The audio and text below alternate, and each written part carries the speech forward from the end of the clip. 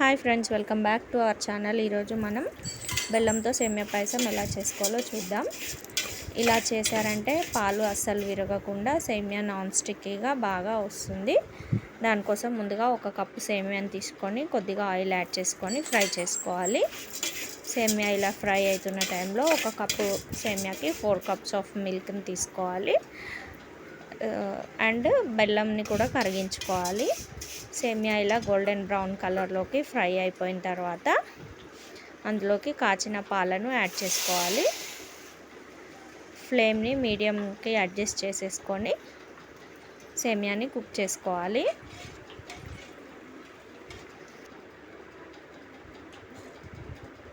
సేమియా కుక్ అయిపోయిన తర్వాత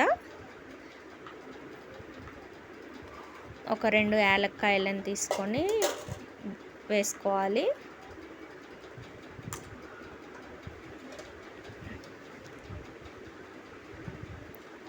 చూడండి, సేమియా ఈ విధంగా కుక్ అయిపోయిన తర్వాత స్టవ్ ఆఫ్ చేసేసుకోవాలి. స్టవ్ ఆఫ్ చేసేసుకొని మనం ముందుగా కరిగించుకున్న బెల్లాన్ని ఈ సేమియా పాయసంలోకి యాడ్ చేసేసుకోవాలి.